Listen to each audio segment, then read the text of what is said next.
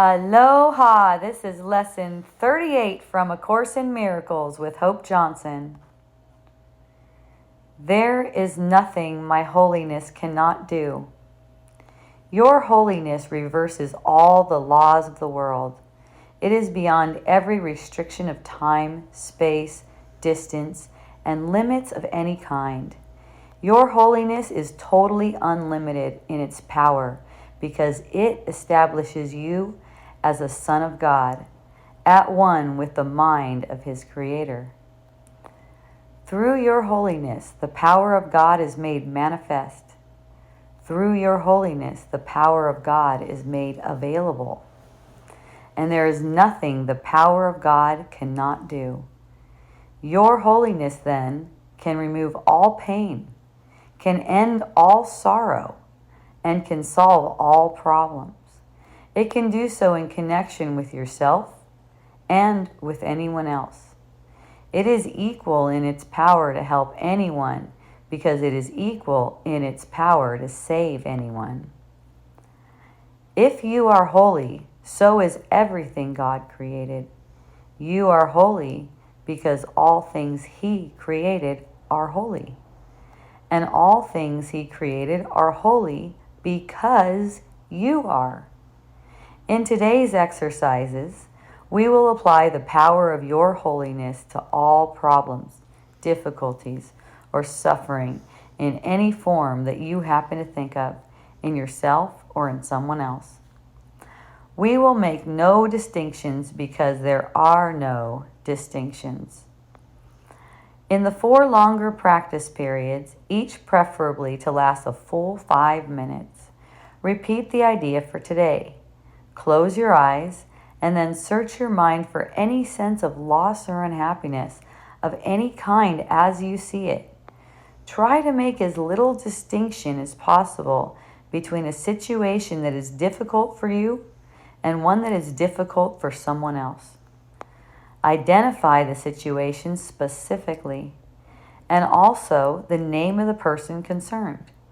Use this form in applying the idea for today. In the situation involving blank in which I see myself, there is nothing that my holiness cannot do. In the situation involving blank in which so-and-so sees himself, there is nothing my holiness cannot do. From time to time, you may want to vary this procedure and add some relevant thoughts of your own. You might like, for example, to include thoughts such as, there is nothing my holiness cannot do because the power of God lies in it. Introduce whatever variations appeal to you, but keep the exercises focused on the theme.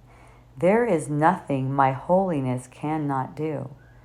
The purpose of today's exercise is to begin to instill in you a sense that you have dominion over all things because of what you are. In the frequent shorter applications, apply the idea in its original form unless a specific problem concerning you or someone else arises or comes to mind. In that event, use the more specific form in applying the idea to it. There is nothing my holiness cannot do. And that's why, that's the reason from practicing lessons such as this, why it seems to me that I'm way bigger than any problem I seem to have. And don't get me wrong, I still seem to have problems coming up. But even to say it like that sounds strange because it's like I'm perceiving problems arising. They're due to my conditioning. They're due to the way I've been thinking, programmed thinking. I've been following programmed thinking out of fear. It's like the well of these fear-thinking thoughts are deep.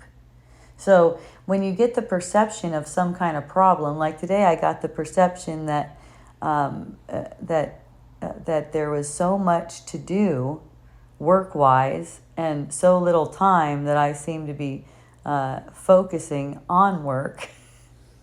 And the thought occurred to me, make a list, and then another thought occurred to me. I've done that before, and the list just keeps on getting longer. And it's not, So these things occur. Just take that into your regular perceiving a problem. These things occur in your perception actually for the purpose of undoing the underlying fear of knowing who you are. Because once you know who you are completely, meaning your mind is completely cleansed of illusions about yourself, you won't be perceiving in separation. And that's super fearful for the identity, not for you, but for the identity. But see, you're identified as the ego self that you made.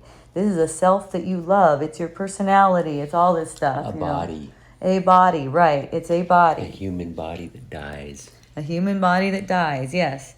And, this is something I've been sharing for a while about, this is a dying body. There's nothing here. And that seems to be super triggering for people because of the attachment to the body. However, I think if you made it this far in the course, you can take that. You can take hearing something like that. And if not, just gloss over it and carry on. But, it's the identification as a body that gets us to believe that we're limited by the world that we are projecting. Gotta feel into that. I am the Son of God.